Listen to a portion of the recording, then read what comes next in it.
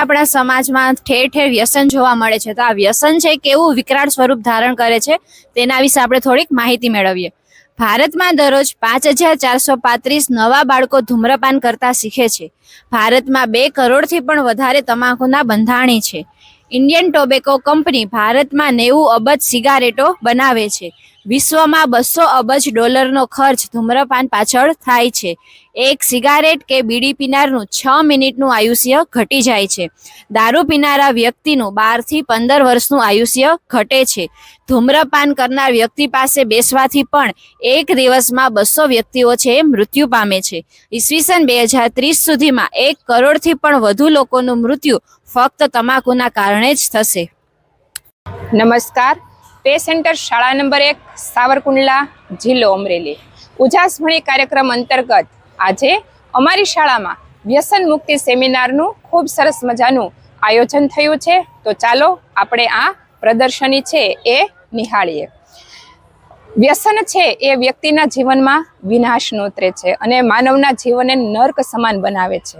તો વ્યસનથી વ્યક્તિને છે એ શારીરિક, માનસિક, પારિવારિક, આર્થિક, ભાવનાત્મક અને સામાજિક રીતે ખૂબ જ નુકસાન થાય છે. તો એ કઈ રીતે નુકસાન કરે છે એ આપણે સમજીએ. શારીરિક રીતે ફેફસાની બીમારી, કેન્સર, બ્લડ પ્રેશર, અશક્તિ, રક્ત વિકાર, અકાળે મૃત્યુ થાય છે, અશક્તિ આવે છે અને હૃદય રોગ જેવા હુમલાઓ છે એ આવે છે. માનસિક રીતે વ્યક્તિ છે એની નિર્ણય લેવાની શક્તિ છે એ નબળી પડી જાય છે. અસંતોષ, તણાવ, મૂર્છા, વ્યગ્રતા, ઉત્તેજના, અશાંતિ, બેચેની, ચિંતા વગેરે પરિણામો છે એને ભોગવવા પડે છે.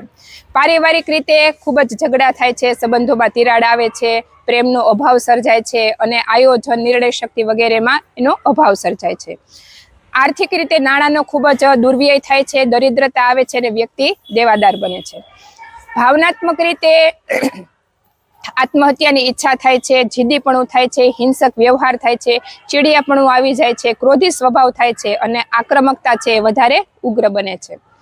સામાજિક રીતે એ અપરાધો કરતા શીખે છે, અપમાનનો ભોગ બને છે, હિંસા આચરે છે, ગરીબી છે એ આવે છે, ખૂના મરકી, આતંકવાદ, પ્રદૂષણ વગેરે જેવા દૂષણો છે એનો ભોગ બને છે. તો આ વ્યસનો છે એનાથી આપણે ખાસ કરીને બચવું જોઈએ. નમસ્કાર, હું હિતેશ જોશી, આસિસ્ટન્ટ શિક્ષક શ્રી પે સેન્ટર શાળા નંબર 1 ઉજાસ ભણી કાર્યક્રમ અંતર્ગત વ્યસન મુક્તિની કીટ આપવા માટે હું યુગ શક્તિ ગાયત્રી પરિવારનો આભાર માનું છું.